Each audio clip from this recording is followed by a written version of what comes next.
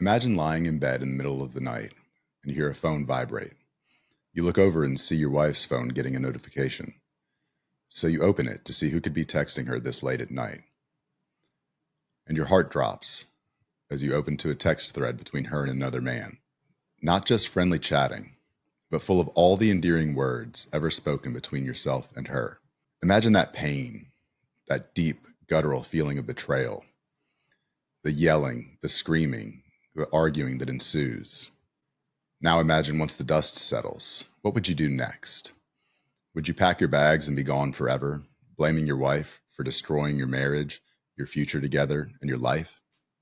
No doubt you'd have plenty of friends in your corner giving you that exact advice and filling your ears with validation that leaving is the right thing to do. Today's guest experienced just that. He felt the betrayal and the pain. He jumped into the heated argument and all the yelling. He had no shortage of friends telling him to leave his wife and never look back. But he did not walk away. He did the one thing that we as men are called to do at so many hard points in our lives.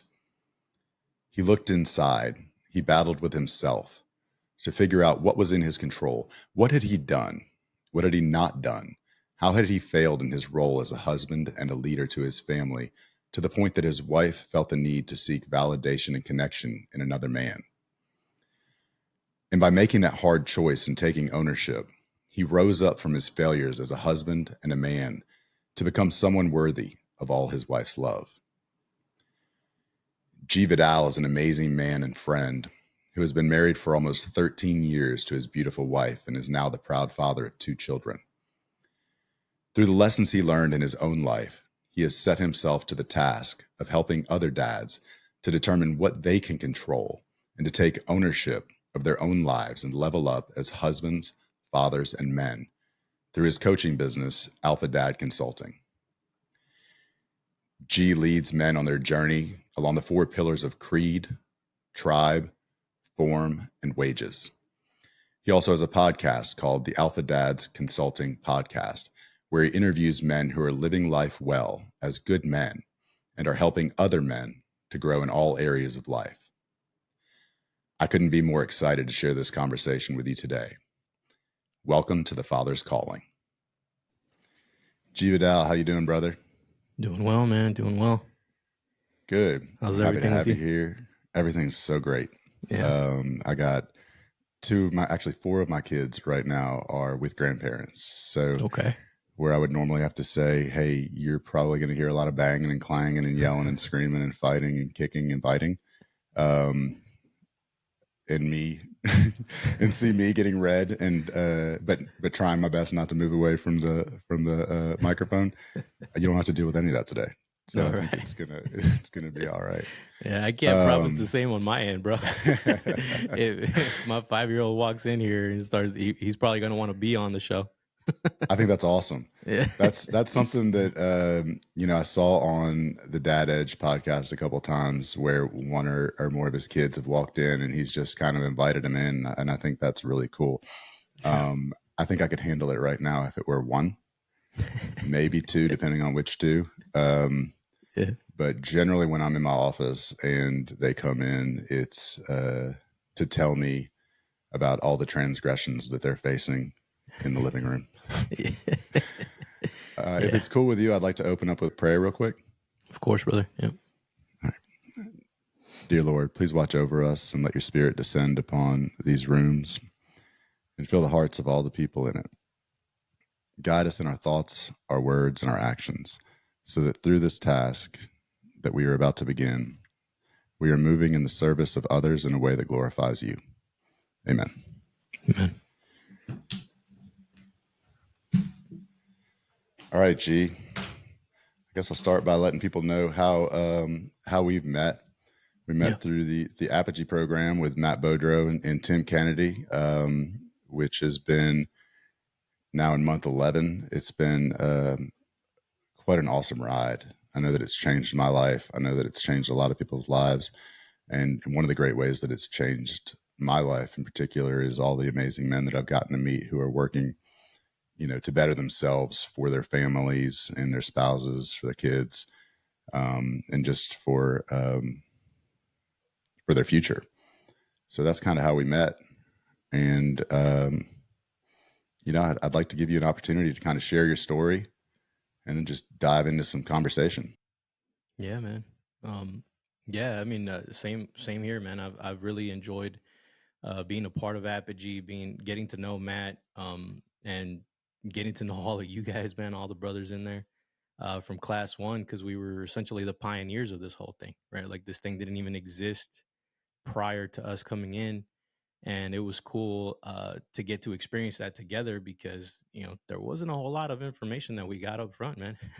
It was like a Right. PDF sheet, with some like, hey, we're gonna be knocking out these topics throughout the month, and cool, you in or what? you Yeah. know And then and it kept then changing yeah, and I for the better. absolutely, yeah, absolutely, it keeps evolving for the better, for sure.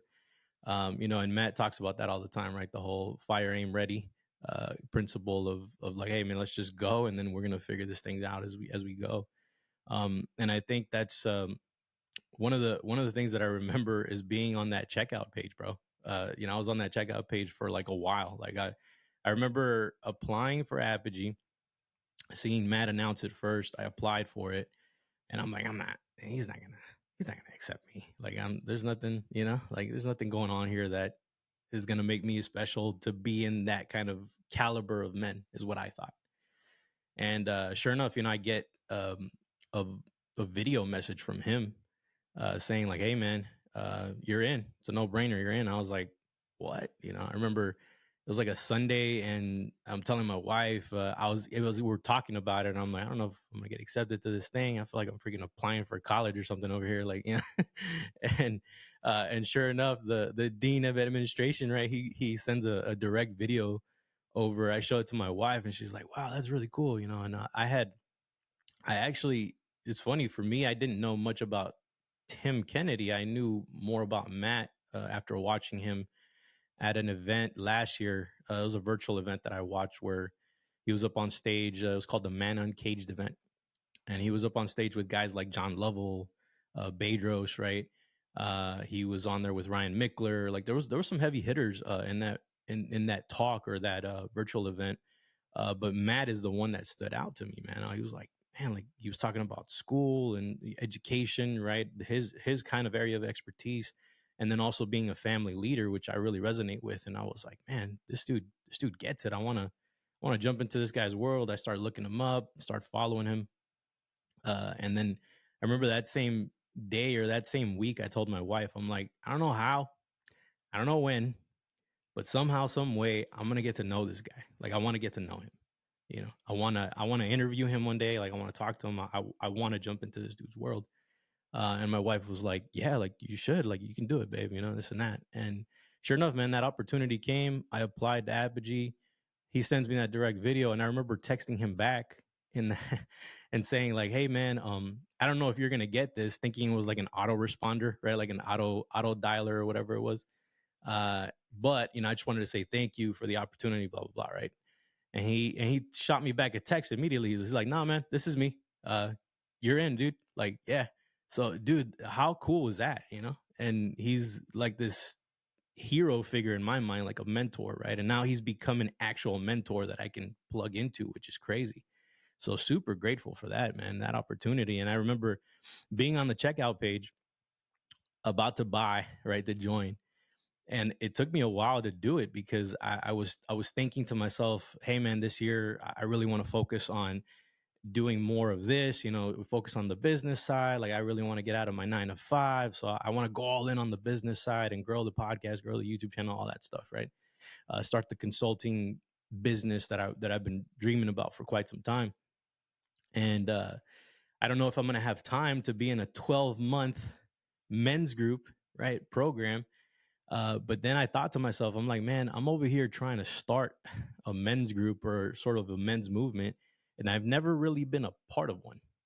You know, I've been on the outskirts watching YouTube videos, reading books, and that kind of thing, and I've done my own methodology and the things that I've had to conquer in my life, but I've never been a part of it, and I've never really known how this is even actually done, right? Like, how do they even run a successful men's group?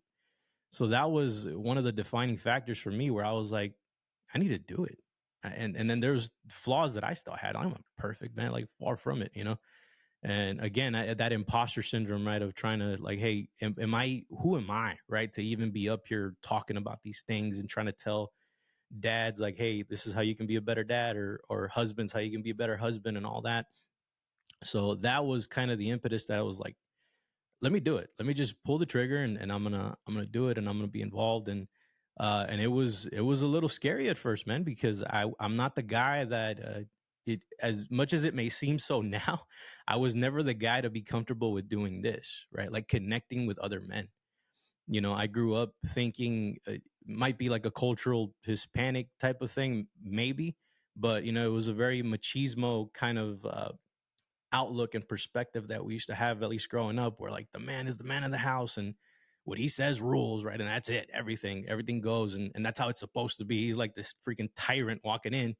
And that's how I was brought up, right? Thinking that that was the authority figure, instead of this kind of leadership model that we've learned and adopted and understand now more, I think, than I did before.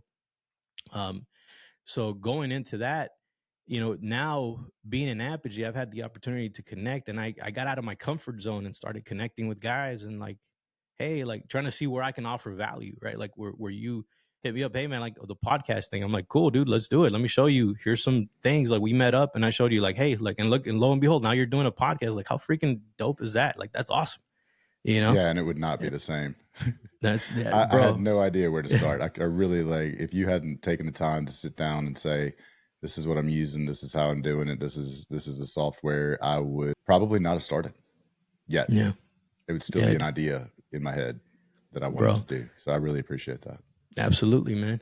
Yeah, and the pleasure's all mine, bro. Like and that's what it's been about, man. It's been about like for my brothers, like I'll go to war, like I'll do anything, you know. Like because I feel like we've grown so much together, we've experienced a lot together, even though we've never really met physically, right?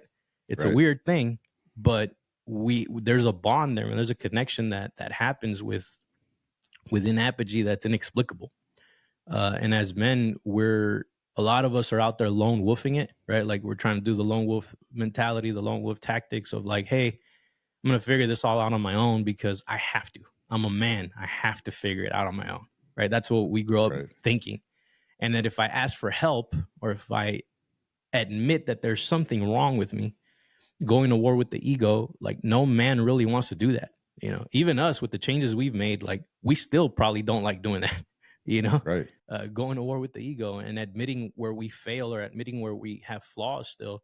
But it's in that growth happens, man. When you actually admit your flaws, when you actually when you actually reach out, I should say, and ask a fellow brother that may be a couple chapters ahead of you in a certain area, you know, and you ask for that help, like, man, how freaking powerful is that? It allows you to advance. It allows you to get these shortcuts in life, man, to just get where you want to go faster, right? And why would we push that to the side? Why are we? So it's a backwards way of thinking, man. And that's been a big change for me this year. And thanks to Apogee, thanks to you guys for sure. Yeah. Do you feel like it's almost empowering? You mentioned that we've a lot of us have never met in person, and I almost find that to be empowering because it's opened my eyes, I guess, to a whole new way to connect. And I realized that's kind of what social media was intended for Mm. before TikTok dances. But now we have an opportunity to do this, right?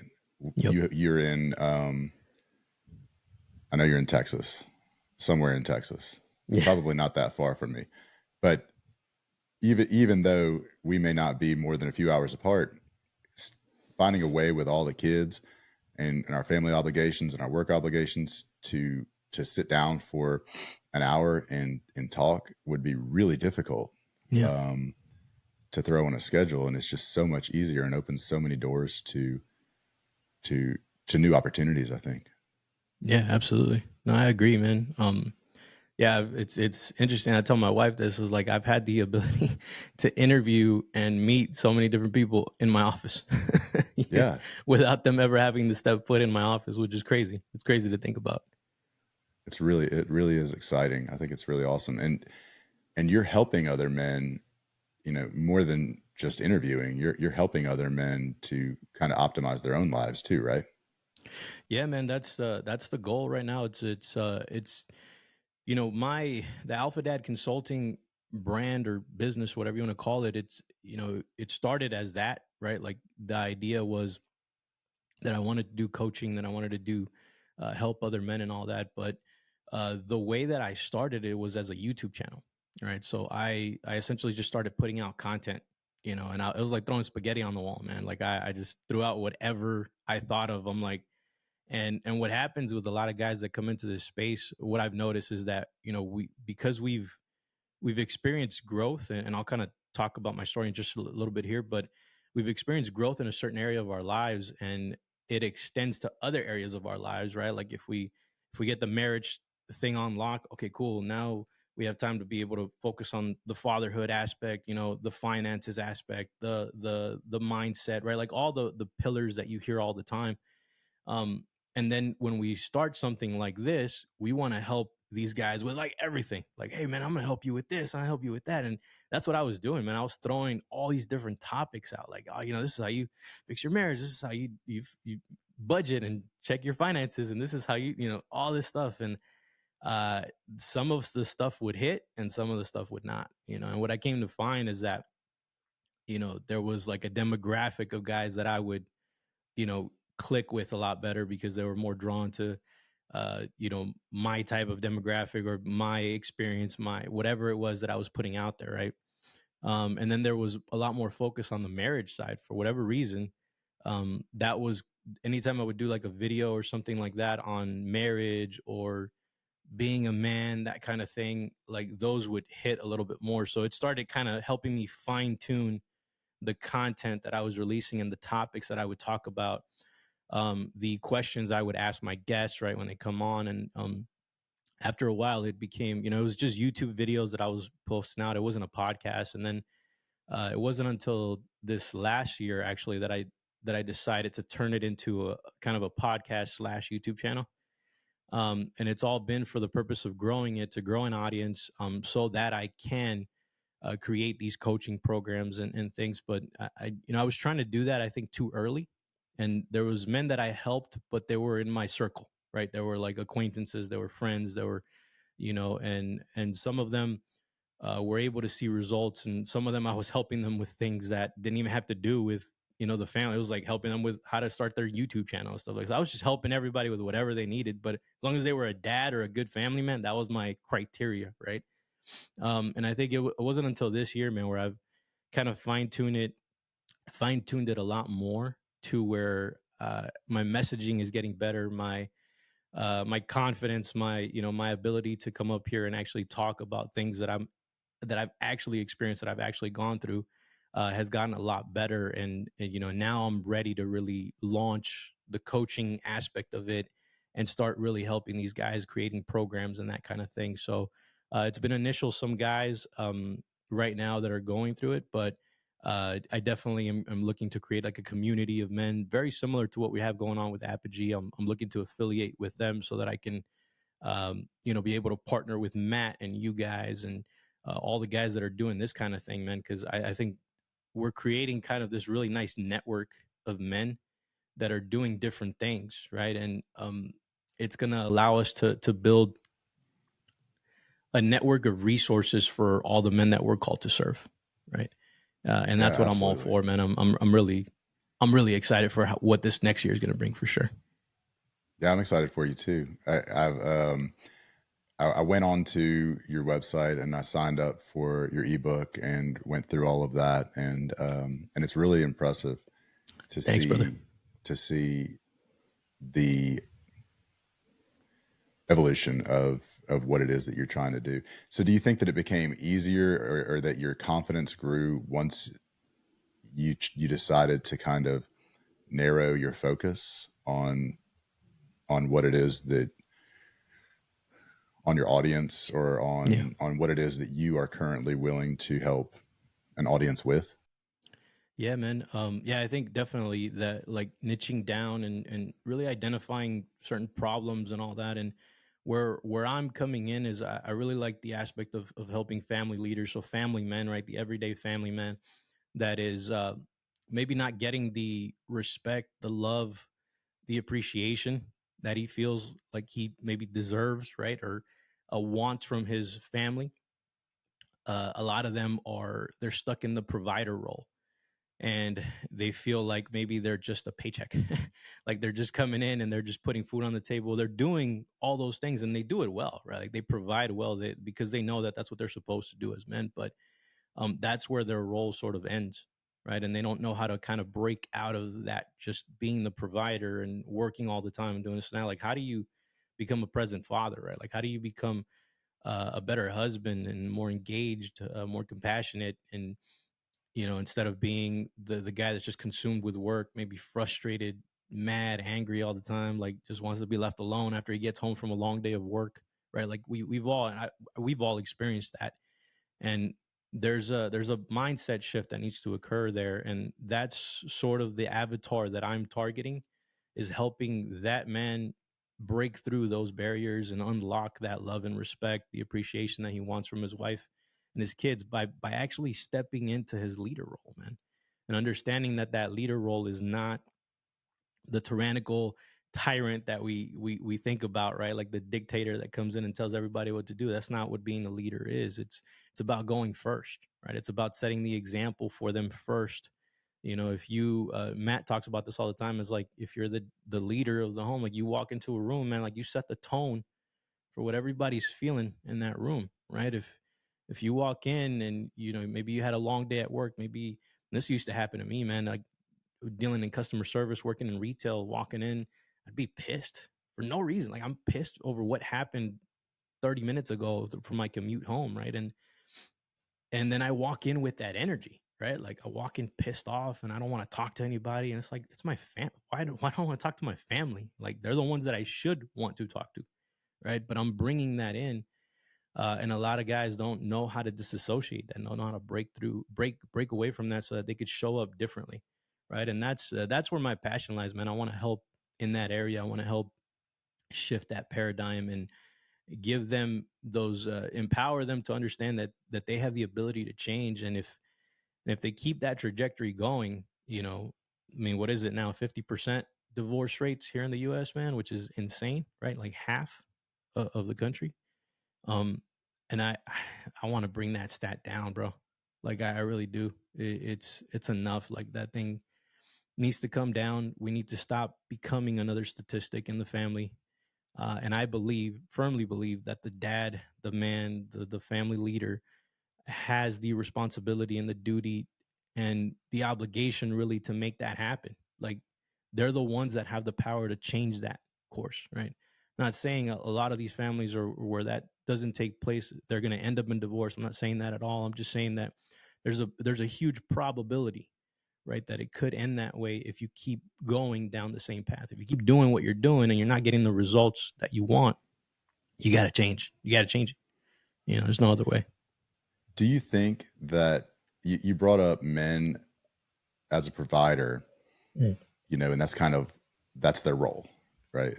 Men who Yeah. who believe that's their role. Do you think that in what you've found talking to these men, that deep down, all men, married fathers, have a desire to have more of a to have a, that all men have a desire to have a role greater than that, but that maybe we were never taught anything else? Yeah. And I asked that in the context of, I was a divorce attorney whenever I was practicing law. And what I found was several different types of fathers. Mm. The fathers who were present in their children's lives, usually there was not a custody dispute. Mm. Usually there was a divorce because mom and dad couldn't be married anymore. But in those cases, generally, we would be able to reach a 50-50 custody agreement pretty easily. And both parents would be unhappy that they would only get to see their kids 50% of the time. So then when you remove that portion, what I found was that there were two different types of men. Um, Actually, scratch that. I think there was just one other one, and then it played out differently depending on what happened. It was the man as provider, Mm, and a lot of times that came in with anger. mm, Um, it came in with anger because I don't understand why, just because I worked so hard to provide for my family, and because I was working so hard, I wasn't able to be home as much as my wife. Therefore, I shouldn't be able to see my kids as much as my wife. And so that anger comes from somewhere. And and it can manifest in several different ways in a divorce issue that yeah. goes in so many different directions. However, do you think that maybe things like that, or have you seen things like that in what you're doing, where it's almost like there's a void in Yeah. the man because they don't know what to do other than provide, so they put all their energy to providing, and then have nothing left, and then feel empty because of that. I agree. I think that you're right about the void, and I think we don't know how to handle it, right? We don't know how to handle how to fill that void, and a lot of us grew up with, and I think our generation of men, like a lot of us, we had dads, right? But they were all providers, like they provided, and that's what they did. And I think if generationally or even culturally, that was the role of a dad. Like that was kind of the default setting, right? Like hey, this is what you're supposed to do. Like you're supposed to take care of your family, protect, provide, and that's it. And that's what you're doing. As long as you're doing that, you're killing it as a dad. Like that's it. And many people or many men accepted that as sort of, all right, I'm doing it. I was that way too when I first got married. As long as I was providing and that I was going to church, right, and doing on every Sunday, and that I wasn't cheating on my wife, or I wasn't doing anything bad, not doing drugs or anything like that. I was like, all right, cool. I guess I'm a good guy. I'm a good husband. I'm good. I'm a good family man. I'm good. And a lot of them get into that mentality and they think they're doing the best possible job, and that's it. But deep down inside, there is a void. There is something that where they may not even know that they want something more, man, like, which is crazy, right? And what sucks is that it takes like a rock bottom moment or some sort of hit from life to wake them up and to wake up, right? Before that happens, you that's what I've seen. And it's sad to see that when you I've seen, instances where guy that I know, he was married 10 years, man, and he had family. Like he was rocking it as a dad. From the outside in, you looked at it, he was rocking it as a dad. And finds out that there's an affair going on and this and that with the wife, right? And then there's a divorce that takes place, and his whole world just turns upside down, in a matter of weeks, just from these defining moments. And he was under the guise or the impression that he had everything, that he was taking care of. Like he was the provider, he was helping, he was present where he could be, and but still not even that, right? So a lot of times we think that we're doing the best possible job, but we look down deep inside, man, we're not. There's something more. There's more that's required of us, and you get guys that they love being the provider. They'll do a good job of that, but then as soon as they are done with their 8-10 hours of work a day, after their commute or whatever it is, they come home and they feel like they deserve to just rest, and kick their feet up and, get on the recliner or watch a freaking Netflix or get on a video game or whatever it is, whatever the vice is. Um, and just dwell in comfort for the rest of the night while their kids are over there doing like another 3-4 hours of homework after they've just been in school, right? Maybe they'll have a dinner together, maybe, uh, and nobody's talking, right? And maybe they'll have some time to connect with the wife after the kids are asleep. Or there's very minimal family time in that. in that gap, man. And a lot of the guys are just, they're dwelling in that comfort, and then they don't realize, like, man, your job started when you came into the house, bro. Like, that's your second. You got to clock in again, you know.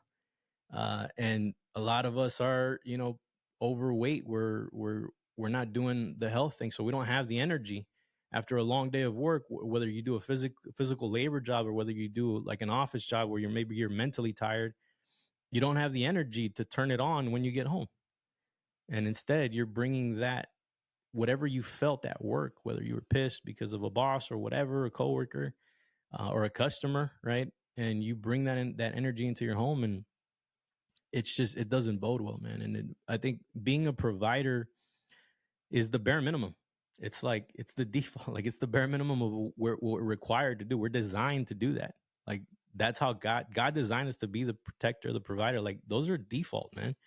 But we got to go above and beyond that. If you're going to be a leader, you got to do what leaders do, right? They don't just do the bare minimum. They go above and beyond. They go above that line. Even us, right? As men, who are the leaders that we respect? Do we respect the guys that are like the bosses that we have at work, where they only do the bare minimum? Like, no, we're looking for the players. We're looking for the killers, the guys that actually go above and beyond. So why do we think that our wife and kids would expect something different? Like, would respect something different? They want that type of leader that goes above and beyond for them. That's what earns you that respect. That's what earns you that love, that appreciation that you're wanting and you're yearning. Like, you need to show up that way. And until you do, it's hard to unlock that.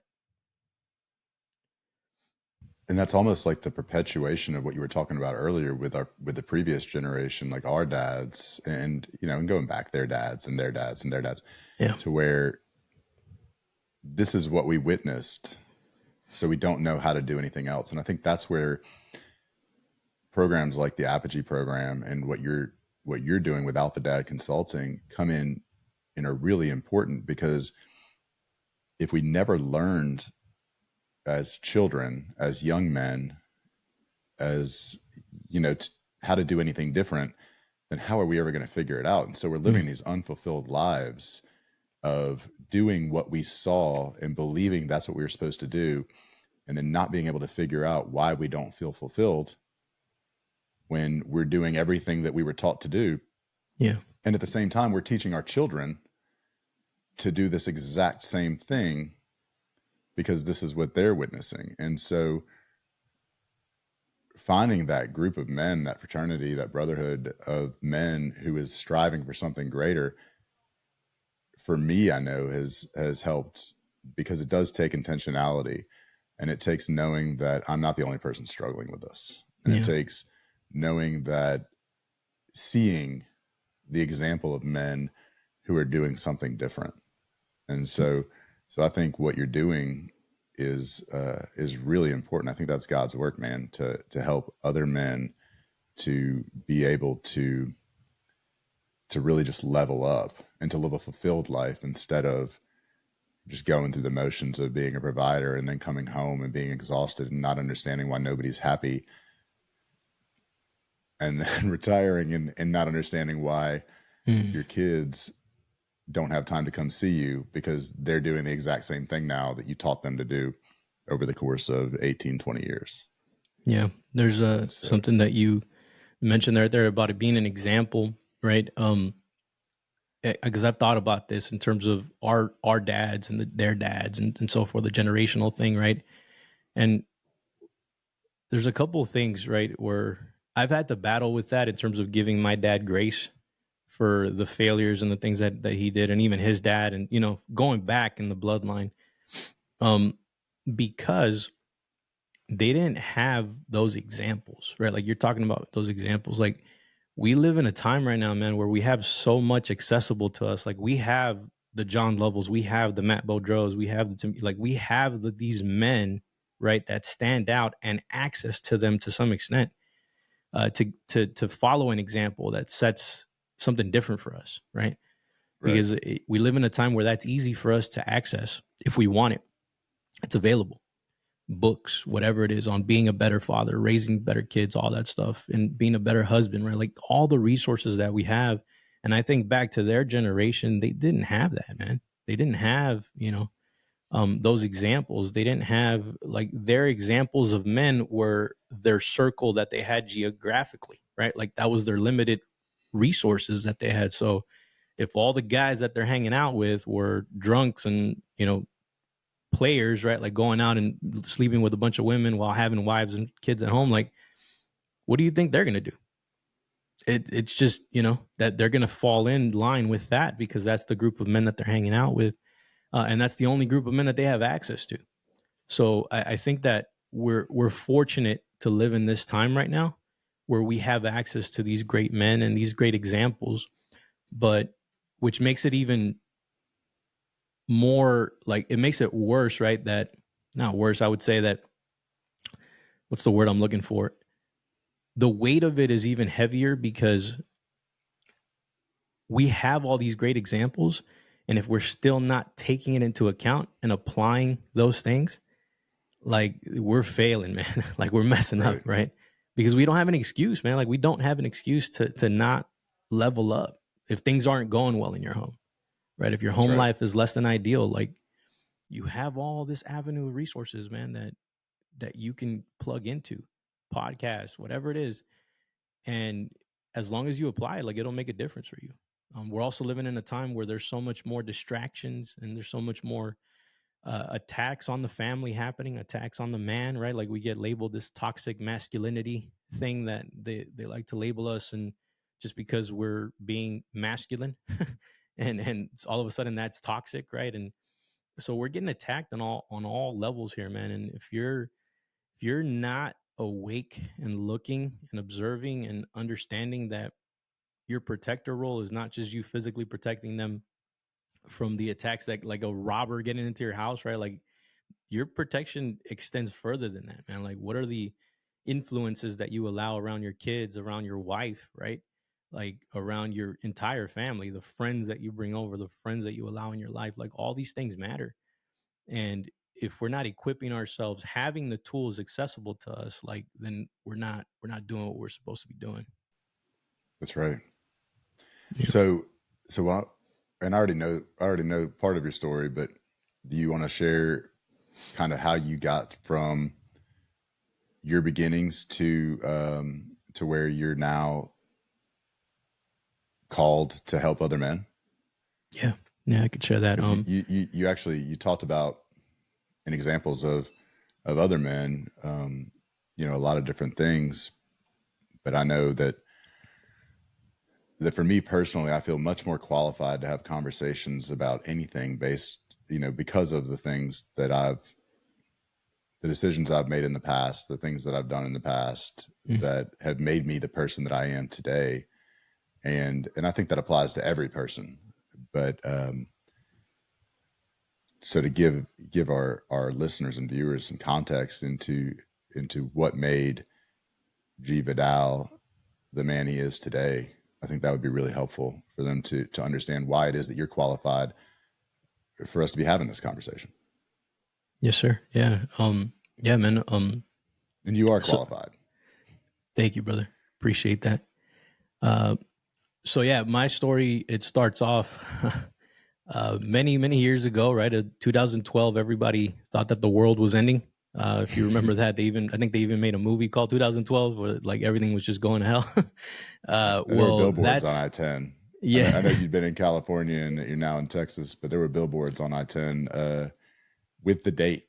I think it was May Really? something. Oh Like yeah, yeah. Wow, it just said, "This is the day the world is going to end." And every time crazy. we would drive to Texas, we would see these billboards. Kind of made me wonder, but they're gone now, and we're still here. So Yeah, for sure, man. But yeah, but that year, man, it was the second year of our marriage. And I honestly, I thought my world was ending for sure. Um, I'm getting off of a 2:30 a.m. session of Call of Duty, right? That I was playing with these guys that I was working for Apple at the time, as a trainer at Apple. So I'm playing there with all these guys that were from Apple, right? All my coworkers. Playing late into the night. My wife's already asleep, and this was my habit every night, man. Getting home, playing video games after eating dinner late into the night, and going to sleep. My wife would go to sleep on her own, So on this particular night, I go over, I go to the bedroom, I give her a kiss on the forehead, right? And kind of letting her know, hey, I'm coming in. And the nightstand next to her, her phone's there, and I hear a vibration. It's getting a text message. I'm like, who the heck is texting her at freaking 2:30 in the morning, right?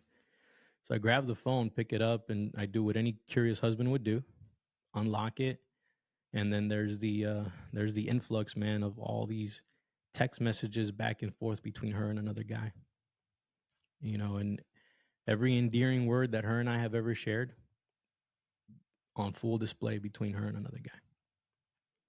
And I'm just freaking broken, bro. Like I, the feeling that I had at that moment was just, it was anger, it was pain, it was sorrow. Like it was like, what the hell, like why me? What? I was in shock, bro. So I wake her up, and in a panic, I'm like, shoving her awake, and I'm like, hey, what is this? And I begin to scream and yell at her. Um, Something that was out of character for me. I had never done that to her. I cussed her out, did all this stuff, man. And I wanted to freaking throw the phone on the wall. Like I was so pissed. And we're just there. She's shocked at me discovering and finding out, and I'm shocked at the freaking betrayal. And before, anyone that's listening or watching, before you cast judgment on that scene, right? And make an assumption of maybe even my wife, I want to kind of backtrack a little bit and ask this question, right? Because everything happens for a reason. When these things happen in a marriage, it doesn't just happen overnight. It's things that lead up to it. And even though that was a pivotal moment for our marriage, we rewind back a little bit. When my wife met me, I was a rapper. I was a Christian hip hop artist, man, and I was rapping all over LA and doing venues every weekend. We had a concert. We were traveling, going to different youth events and churches and all this stuff. It was fun times, man. It was great times. And so I had this ambition, man. I had this drive. I was ready to go all the time. I had these goals and dreams. I was this young buck, right, that just wanted to come up and make something of himself in this rap career. And that ambition, that drive that I had, got lost after I got married. Because my wife, I looked at her as like a trophy wife. She was beautiful. She was like the wife that I've always wanted, the girl. So asking her to marry me, of course she went into the marriage and she's like, man, this dude is gonna take over the world. That's how I seemed at the time. And she was expecting me to become this 2.0 version of that guy. And that's why she wanted to roll with me. She was like, yeah, like, oh, of course I'm going to marry this guy. Right. That was the expectation she had, that she was going to get more of what she was already getting. And for me, it was like, my expectation was, no, I married my trophy wife. Like I beat the game. It's over. We can just put this marriage on cruise control and we can ride till death do us part. She's not going to leave me. She's not going to do anything. Like we're good to go. And I became kind of a downgraded model, right? I started getting into the habit, the vice of playing video games and doing that. And I had grown up on video games, but now as an adult, I was playing even more because now I had all these friends that were all nerds and nerding out and doing that whole thing. So that was a big thing, right? The group broke up, the hip hop group broke up after that. And so I stopped doing music. I stopped those dreams, and I was working and at Apple at the time, which was a good job. Picked up a lot of skills at that job, but it also affected me in that way, right? Where I had the influence of like, hey, there was a lot more things I was doing outside of the home, or at least virtually, I should say, where I wasn't giving the attention to my wife.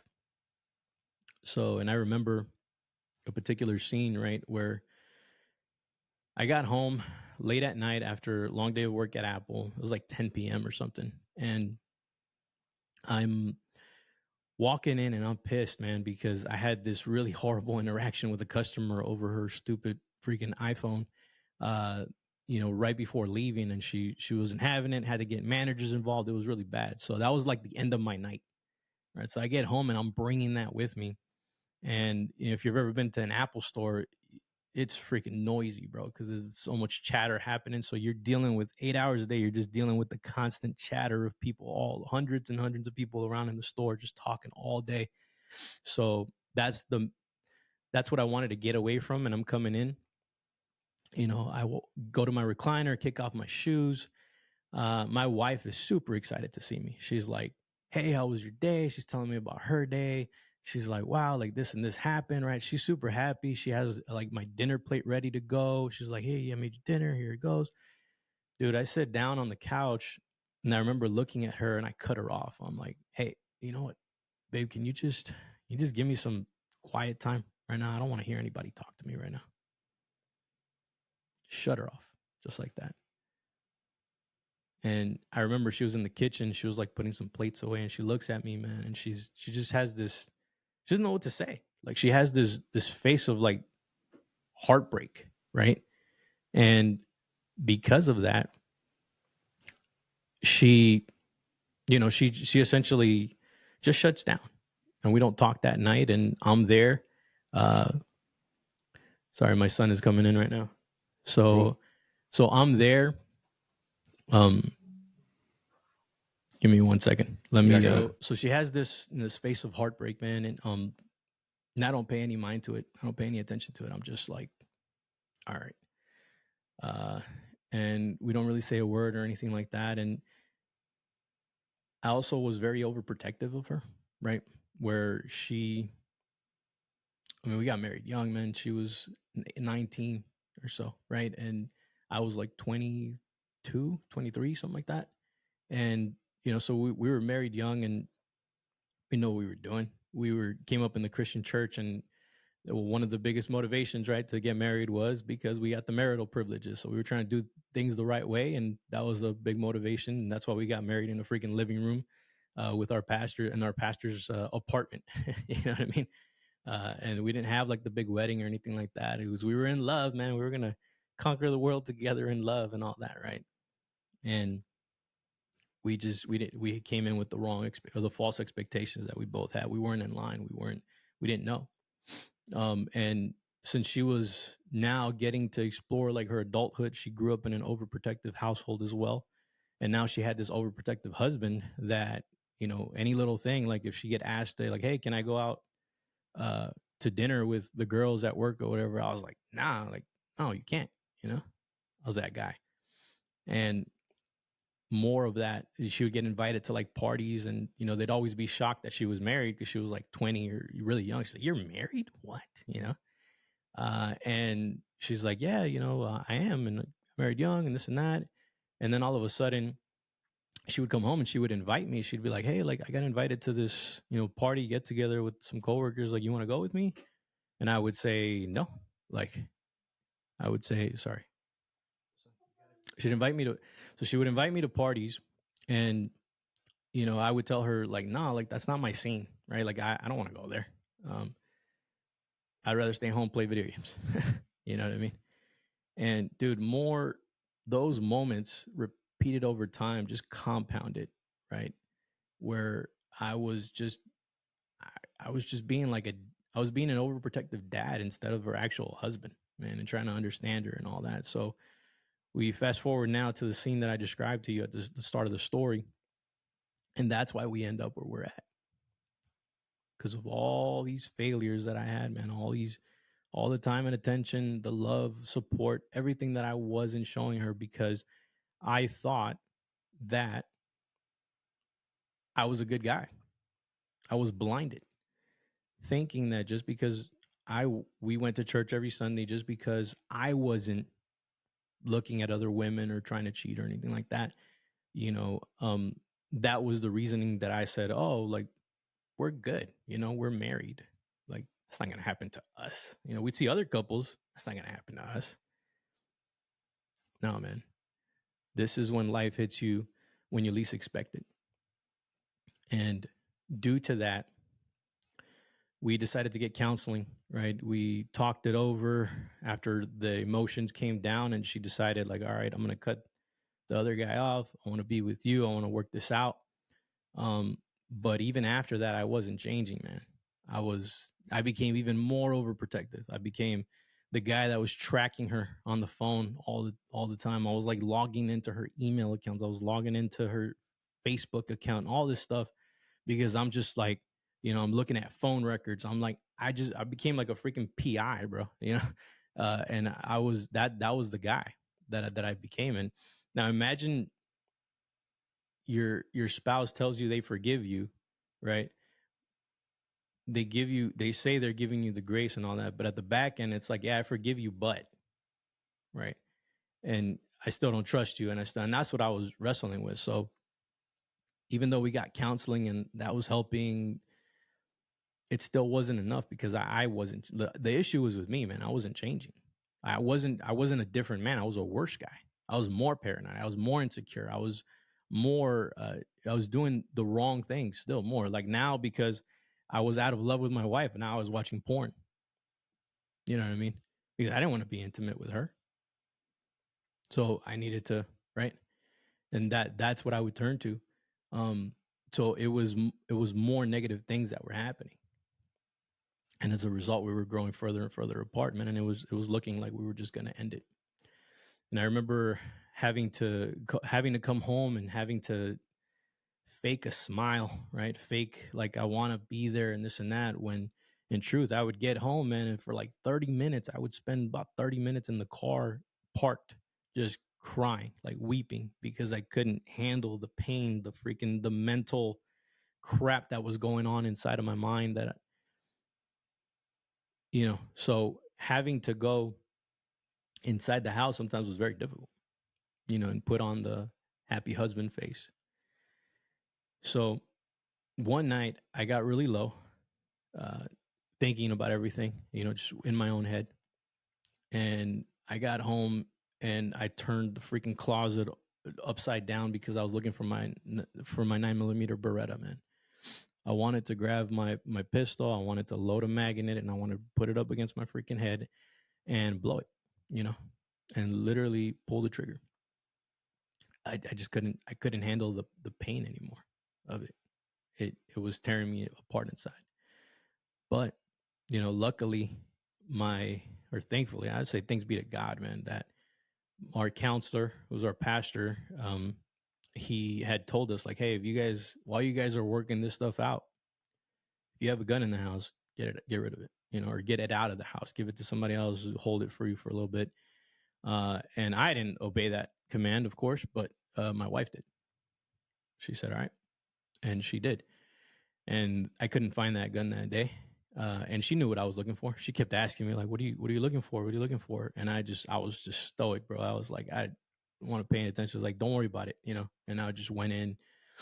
And when I couldn't find it, I asked her like, what did you do with it? Where is it? Um, and she wouldn't tell me. She's like, no, like, you know, you don't need to be doing this. You want to do something that you regret. And I remember just freaking, I fell to my knees, bro, in the middle of our living room, and I cried. I wept like a little child, really, because I was like, man, I failed as a husband, right, which caused what happened. I'm failing as a man. I don't even know myself, my masculinity, whatever. I don't know. I'm failing in the faith department. I don't feel like I'm close to God or connected with Him, and I'm even failing at freaking taking my own life. Like I can't even do that right. You know, that was the feeling that I had. Um, Feeling like a complete just trash, bro. And the next day, I remember I hit up my mentor, my father figure, who I call Pops, and we went, I think, to pick up some food or something like that. And I was in the car with him, and he knew about the situation, and so he actually had a really life changing conversation with me at that wherever we were, at a parking lot or something like that where we were. And he said, "Look, son, I want you to understand something. You are never going to be able to control what another person does, including your wife. You're never going to control what she does. The only thing that you can control is yourself.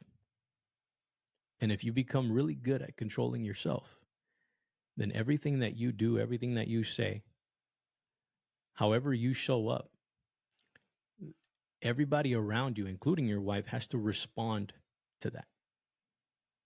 You're going to be able to influence responses that you want by the way that you show up.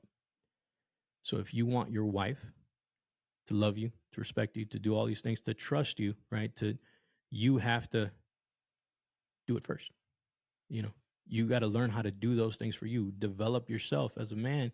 And he said, if you do that and she still doesn't want to come to the party in terms of being with you and all that, and she decides to split and leave you, then so be it. He said, at least you did what you were supposed to do and you stuck to it, you know. And then if another woman comes along and God blesses you with a different marriage, you know, at least you're going to be a well-prepared man now. Like, you're going to be a different man.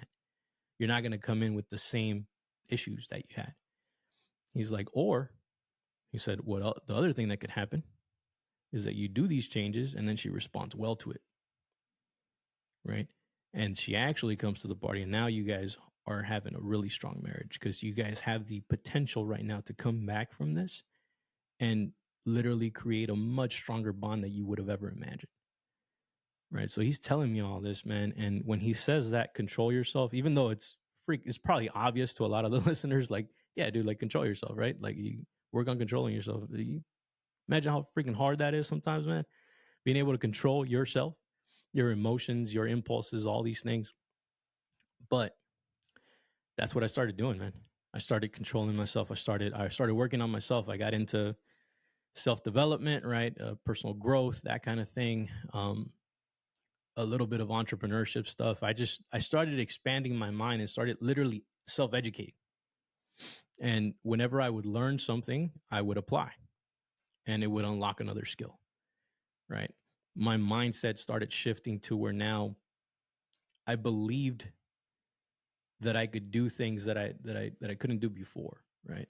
I believed that I could save my marriage. Like, I actually believed it now. There wasn't a doubt that I could do it. And I believed that I could win her love back. I believed that I could fall back in love with her again. I started changing these things. I drew closer to God. I started unlocking things that way as well. And it took time. It really did. It took time, man. It took probably a couple years or so, or a few years for it to really dial in. So a lot of it still hard, right? There's still moments that I had that were difficult, but every day I went and I put in the work, man, to show her that I was a different man, you know. And it was as simple as saying, like, hey, I'm gonna do this, I'm gonna change this about myself. And probably in her mind, she was like, okay, yeah, right, you said this before, right? But then she saw it, the undeniable evidence that I was changing. And that is the key factor, is that, you know, once she saw that, she responded to it. She started responding. She's like, oh crap, like, you're actually, you are changing. You are a different man. And little by little, man, that kind of snowballed into this freaking amazing, beautiful marriage that we have now, like 12 plus years in, going on 13 this next year. And I love that woman more than anything in the world, bro. Like, she's the best. She really is. And she's grown so much with me throughout this experience, right? And in that moment, that was very difficult. And I get emotional as I tell this, but that was a pivotal moment for us, and it was hard, bro. It was extremely difficult. But we grew so much from that experience that I don't think that if we would have had that experience, we would have the marriage that we have now, right? We wouldn't be able to show up for our kids the way that we have now. And I honestly thank God that we didn't have kids during that time, and that the kids came later, so that they wouldn't have had to experience that, right? And it's been a long road to get comfortable with sharing the story, because I'm very intentional about how I tell it too, because I never want to paint my wife in a bad light. Never, I don't justify what she did. She doesn't justify what she did, of course, either. Um, but like I said, everything happens for a reason. It was a result of my failures, man, as a leader, really. that caused that to happen. She didn't want it to happen. Nobody wanted it to happen, you know. And she is a flawed human just like myself, just like anybody. We all have flaws, we all have weaknesses. And if I wouldn't have been in a position to give her actual forgiveness, and be able to move on from that, then she wouldn't have been able to grow, right? She wouldn't have been able to experience that in her life as well. So there was these gifts that were given in that very hard trial. And I think as a result of that, we are in the amazing position that we are now. And looking back, man, hindsight's always 2020, right? Like I can't say, as hard as it was to go through it, it was necessary for the growth that we had. Yeah, I don't think we would have been able to catapult ourselves to where we're at now had we not gone through something like that. And and sometimes you go through trials, man, and when you look back, you realize that there's a plan in place, like a divine intervention that was happening, that almost like you were chosen for this trial, because God, I think it's in Corinthians, right, where he talks about how he only gives us things that we can handle. And sometimes we or he never gives us anything that we can't handle. I forget how the verse is actually quoted, but um that's kind of how I feel about it now. It's like we were chosen to go through a particular trial because we could come out at the other end and be able to help others that are going through it, right? And that's why I share the story. And I've had friends tell me, like, dude, why do you bring that up, man? Like, why do you talk about it? Like, I don't, you don't, would you really want your wife to be seen like that and this and that? I was like, dude, it's not about that. Like, I'm not even, like, I don't even try, I'm not berating her or anything like that. I'm saying, like, this is the stuff that happened. This is what actually happened, and this is the result of it, was because of my failures. It wasn't her. Like, that was maybe the symptom, right? But the root cause was me, man. Like, it was my failure. So I want to make other men see that, like, how you show up. If I can't share that story with you and show you that I came back from that, like, then what the hell am I doing up here talking about? You know what I mean? Like, what am I talking about up here? Like, you need to understand that no matter what you're going through in your marriage, in your family life, there is another way, man. Like, and it really is on you. The onus is on you as the leader, as the man, as the person that's been chosen to lead that family. And you're going to have an effect on those that you've been put in charge of, right? Or in charge of caring for, in charge of leading. And it's a big responsibility, man. And until you realize that and you really take that into account, there's a probability that something similar could happen. It just is, and it could blindside you too. So take that into account, and hopefully my story serves as a way to understand that you have a lot of power within you to change your situation. Yeah. I think that's really powerful. I think that the idea that you had concrete in your mind that I created this situation. I hear your story, and I don't hear it as a story about your wife at all. I hear it as a story about you. And that idea that I created this, is something that we as men many times, I think, don't want to admit. Maybe it's because, like, the guys that are asking you, why would you share that? That's an admission of your own weakness. It's an admission of a kink in your armor. To say, and then it's hard, because once you admit that it's on you, then you're admitting that the only person that can fix it is you, Yeah. and that takes work. And so I think that's a really powerful thing, and I think that's probably what's going to help you to continue to connect with men and continue to be able to help other men, because it doesn't have to result in um, in an affair. Mhm. It can result in something way worse than an affair. It can result in something, you know, like your wife having a breakdown. Mhm. Um, and understanding that we as the men are there to protect, to provide not just financially, but to provide comfort, to provide um, empathy, to provide whatever it is that our family needs. And and if our wife is having a breakdown, sometimes it's easier to internalize that and say, well, she doesn't love me, and just Mm. get pissed off about it and walk away, versus saying, what's going on right now that I have control over, and how can I help this situation? Yeah. And I think that that's a really powerful thing. The other thing that I think is powerful, and I have to ask you about, I was thinking about this last night, is when this happened in 2012, to what do you attribute the fact that you didn't immediately turn your back and walk away? Mm. Yeah. Honestly, bro, I think it was God. I think it was my faith, really. You know, Yeah, as as a Christian man, I think that's what helped me decide, make that decision. Like, hey, I can't just walk away right now. I have to figure out what's happening, right? Even yeah, though initially I didn't go about it the right way, but I think if I really attribute it to something, I think it was my faith. Had I not had faith in God or the respect that I have for God, you know, the fear that I have for God, and um, I don't think I would have.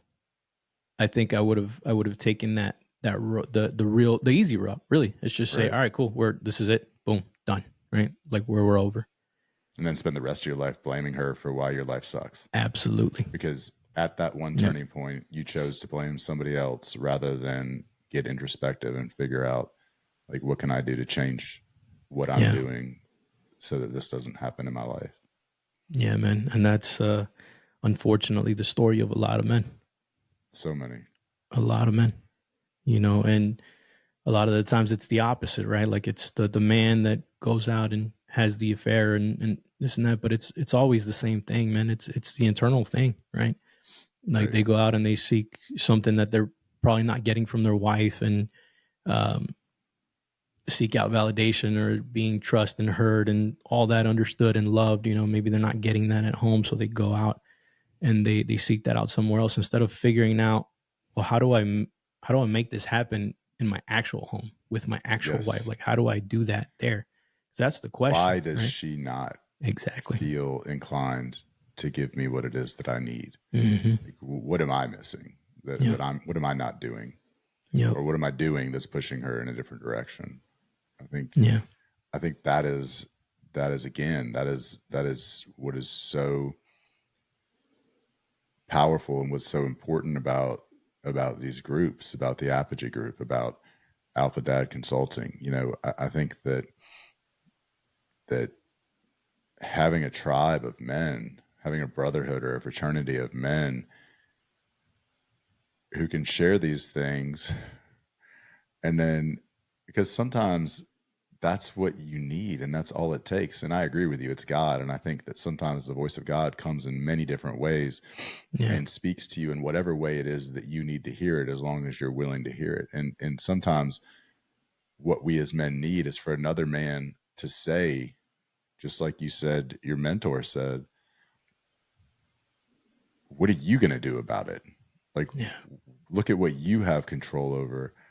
What are you going to do to change this situation?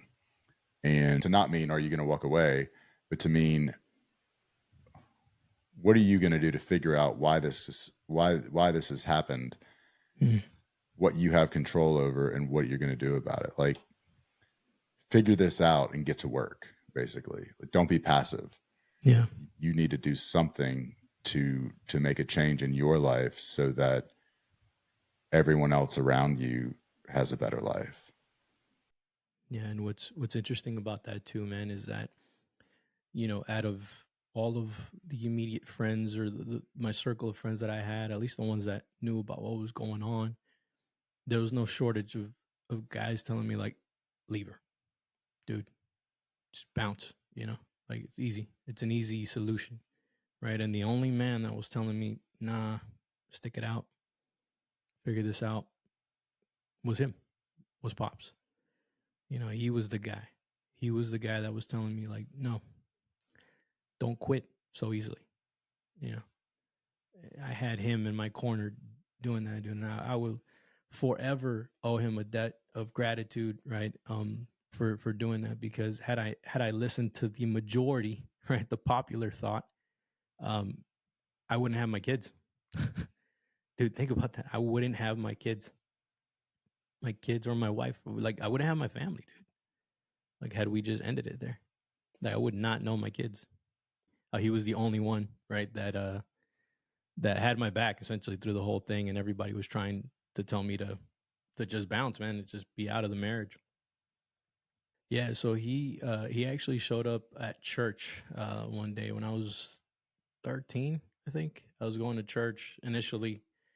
I got invited by one of my cousins. He would always invite me to church. He was always like, he grew up in church, right? And this was his home church. So I started going at the age of 13, and initially it was just because of the girls, because you know there's a bunch of cute girls at church, so I was there, you know, yeah, and doing that whole thing, um, and I started getting involved, right? Started doing some of like the getting involved with the youth and trying to do things that are a little bit differently, um, and I remember it out of all it was a Hispanic church, right? And Pops is he's a white dude, so he came in and he's a white dude that speaks Spanish. And he was dating one of the girls in one of the ladies actually in the church, and you know they had just started dating. She had invited him to church, and he starts going, and he grew up in church. His dad was a pastor, so and he started doing ministry and doing that kind of thing. And I didn't know anything about him, man, but I remember he saw me. I think this may be hard to remember for me right now, but I think I was trying to talk to one of the leaders about implementing some more modern music or so, you know what I mean? Like trying to get that, uh, especially during that time, because I was starting to get into hip hop and rapping and all that. And that's a whole nother story of how that whole thing went down when I started rapping in a Hispanic church. Um, but he saw something in me because he saw that I was being shut down by these elders and like the leaders and deacons and all that. And he started talking to me. He's like, "Hey man, what's your name?" And this and that. And we started chatting. And then I found out, and I got curious to ask him. I'm like, "Do you speak Spanish?" Because like you know, like the sermons in Spanish, the music's in Spanish, and you're in here, dude. Like you're the only white guy in here. And he's like, "Yeah, yeah, I do." And he started talking in Spanish, and I'm like, "Oh, okay, cool. That's." So we began a kind of a relationship there, right? And he would always just kind of give me new ways of thinking, and then like anytime something went down in the church or you know some drama or something like that with the leadership, he I would kind of feel comfortable talking to him about it, and he would give me different perspectives, and he would start mentoring me on some scriptures. I remember when I was like 16, I think I we started doing like a youth service that they didn't have before. And when I became a youth leader, we decided like, hey, let's do a youth service every Saturday night, you know, and try to see if we can grow this and get some youth in here because there's a bunch of old crusty people up in here, man. We need to liven this up a little bit, right? That was our thought.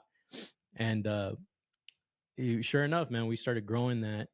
We went from having like 5 youth there to like 45, you know, consistently every Saturday, which was really cool to see it grow. And so I started preaching. And I remember I hit him up, Pops, and I told him this was before I started calling him Pops, right? His name's Dirk. And I asked him, I'm like, hey, I got to preach this Saturday, first time ever. Would you be open to helping me figure out how to even create a sermon? You know, like I don't even know where to start to really. So he met with me, and I was 16. Yeah, I was 16, and he met with me, and we started reading the passage. I think it was like in Ephesians or something like that. And he gave me some scripture. He's like, this would be a good passage to teach on. This is the perspective and this and that. And I remember everything was just kind of going over my head as he was telling me, man. And you know, I was this punk 16-year-old kid, and I'm like sitting. He's standing up. He's sitting down, and I'm sitting down kind of with my shoulders like drooped down and like just like all super teenager, right? Like just the epitome of what like this, depressed looking teenager looks like. And that's what I look like when I'm there trying to ask him to teach me something. So I remember this is the first time another man like really talked to me like this. And he goes, he shut the Bible down and he's like, "Hey, look at me in my eyes. Stand up, look at me in my eyes when I'm talking to you. When you're talking to another man and he's trying to teach you or share something with you, you need to look at them in the eyes. That's disrespectful what you're doing." First time I was like, "Holy crap. Yes, sir." I got up uh and sure enough, I was paying attention. I was locked in. And he's a big dude, so he's intimidating too. And he grew up he was in the army and all that as well. So he comes from that drill sergeant background. He can turn that on, and he turned that on in that moment. And that check that I got from another man, where I was like, "All right, this is different." That kind of leveled up the amount of respect that I was giving him. Where this man just wasn't like just some guy I would talk to maybe on Sundays or this and that. Like this guy he's starting to become a mentor. Like he was starting to become another father figure for me. And that's kind of how our relationship kind of went, man. And when I was 18, I moved out on my own because I was wanting to be a rapper, right? So I decided to stay in California, and my parents, along with my younger brother, they moved to Arkansas because cheaper housing and all that. They had a lot of friends and family that moved to Arkansas, and they wanted to take me with them. And I said, "No, peace. Like I'm gonna stay in Cali, and you guys go to Arkansas, go do whatever you want." And I didn't have a place to stay. I didn't have a car. I didn't have a job. I didn't have anything. But I knew that I wasn't gonna go to Arkansas, and so um, I ended up getting I ended up getting a place to stay from one of the guys that I was in the group with initially, and we lived in Glendale, California. And then 3 weeks after after I moved in with him, I got a job, but my job was like all the way in Carson. That was like about an hour and a half commute every single day with LA traffic, back and forth. So and I was only making, I think it was like $7.25 an hour, bro, just to go make that at like an auto parts warehouse. And that commute back and forth, I was doing that for about 6 months or so. And Pops, he managed a building in a city called Redondo Beach, which was in the South Bay area. And he had been managing that building since like the 80s. He's an older dude. And because of that, he said, "Hey man, like I got a studio. Like it's a small studio. It's literally just one room with a bathroom to the side, but it's yours if you want it. That way you can move in and you can be," because Redondo was like 20 minutes away from where I was working instead of the hour and a half commute that I was doing. So I was like, "Man, that's a much better deal." He's like, "If you can give me," I think it was like $630 at the time, bro. Like the rent, right? Like if you can give me 630 every month, you can live in the studio, and that's all you pay. Like it's all utilities are included, everything. It's literally all you have to pay. And at the time, that was like half my check, right? And so I said, "Yeah, like I'll do it. I'll go move over there." So I moved into that building, and that's where kind of our relationship became even more great, because I was in close proximity to him. We're talking about being closer to the guys and being, so the influence that I had was there, man, in the same building. And he became a pastor. He was doing a church, so I was helping him with that. And so it's just this great relationship that we formed, and still to this day, man, he's my pops. Like I call him pops. And um, he took a lot of us that were in those church environments that came from broken homes, man, and he really he really took us under his wing and gave us grace that we really didn't merit. Um, but he extended a hand to us and helped a lot of us out, a lot of us young men that, and still to this day, like we've had, family get-togethers with him, and we used to do Christmas with him and his family all the time. Like it was just, we were just growing up. Like blood couldn't make us any closer, you know. So it's a beautiful relationship that I formed with him growing up as a father figure. That's awesome. And again, that sounds like God kind Yeah. of doing what God does and putting the right people in the right place for you to hear what you needed to hear, Yes, sir. especially since it came straight from church. Yeah. I think that's a very clear example. Yeah, for sure, man. Um, well, man, I don't want to take up too much more of your time. I know you got kids running around there, but I do want to give you an opportunity to kind of share how everybody can get a hold of you, how everybody can get in touch with you. Um, and what are the principles, or what are the focus points of Alpha Dad Consulting? Yeah, man. So, yes, like I was saying earlier, I'm focusing on helping the everyday family man essentially embrace their leadership role. So it's a lot of mindset shift and that kind of thing. The pillars that I focus on is, so I focus on the four pillars, which are creed, which in my belief are the stories and the beliefs by which you operate, right? So it's essentially your mindset, and that's one of the pillars that we focus on, is helping you achieve that paradigm shift in terms of how to think better about your situation, how to be able to have those emotional intelligence moments where something like that happens, those dynamics happen in your marriage, where instead of asking the blame question, like you were saying, you're asking, well, how can I change this, right? Like taking that ownership, taking that responsibility. There's also a lot of trauma that comes from our childhood, man, that we have to unpack. And there's exercises that we have in there that unpack those stories and kind of change those perspectives on that. So we focus on creed a lot. That's one of our pillars. The second pillar is form, which are essentially just the skills, the behaviors, the habits that you have, that make up who you are, man, and changing those, right? Figuring out how to, now that you can get your creed down, your mindset down, then you have the ability to now start changing those behaviors, changing those, and acquiring new skills. Because believe it or not, being a leader of a family, you need a plethora of skills. Communication skills, leadership skills, the ability to read a room, the ability to read emotions on your kids and understand and pay attention when the kid dynamics are happening, right, between siblings. And there's a lot that you have to learn, and those are skills, man. You have to pick that stuff up. So we focus on helping you form some of those skills and changing some of the bad habits and vices and start getting rid of that stuff as well. So that's form. The third one is tribe. So this is just the influential relationships that you have around you. So really what me and Sean were talking about right now is having guys like Pops, having guys, brothers. But not only that, your tribe, in terms of the tribe that you've been called to lead, man, which is your family, right? Your marriage. How do we tackle your marriage? How do we tackle your relationship with your kids?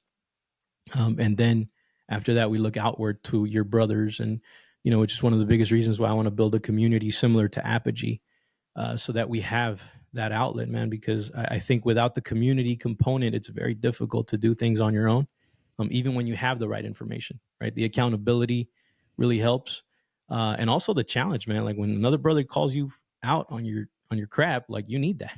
Like Pops did to Right. me, like, hey, stand up and look at me in the eye. Like we need that tough love sometimes from another man, from another guy that we respect. And 100%. sometimes being on the on the receiving side of that doesn't feel good, but I mean, that's what the growth is for, man. That's where the growth happens. So that's tribe. And then fourth is wages, right? Which is pretty much the ability that you have to acquire the resources of time and money. So this is where we talk about finances and resources, how to get time back, because I'm a firm believer that time is infinitely more valuable than money. But money does play a part in that, and being able to get time back, right, and being able Right. to free up and get sovereignty. So those are essentially the four pillars that I'm walking my guys through. And of course, right now, like I said, I'm still kind of building this stuff out and getting initial clients and all that as well. So it may evolve, it may not. It just depends, right, on how the roadmap goes, and as things are, as my clients go through, as the guys that I've been called to serve go through these pillars, and I'm gonna adjust and evolve as I go, like we did with Apogee this year, right? Right. But that's where I'm starting, man, and where you can find all of that is if you go to alphadadconsulting.com. That is the main website. You can get access to the podcast from there. You can get access to be able to jump on a call with myself, to be able to see if you'd be a good fit for the program. If we can serve you there, be happy to jump on a call with you and find out what your situation looks like. And we can kind of map out a blueprint, man, a strategize on how we can get you there, right? To get you the results you want in your home life. And then, of course, I have Instagram, YouTube. So on YouTube, it's Alpha Dad Consulting. On the podcast platforms, Alpha Dad Consulting. On Instagram, it's G Vidal. So my first initial, G Vidal underscore ADC. So like Alpha Dad Consulting, the initials for that. That's where you can find me on Instagram. I'm pretty active there. So if you shoot me a DM there, I will definitely reply and be able to see how I can serve you. So, Well, that's awesome, man. Well, I really appreciate you taking the time today to come on, and I know you're not feeling great, and you got kids running around, and it's Saturday morning. But I really appreciate it, and I'm really looking forward to getting to see you in a couple weeks in Austin, man. yes, sir. Thanks for having me, Sean. I appreciate it, man. All right, thank you. Thank you, brother.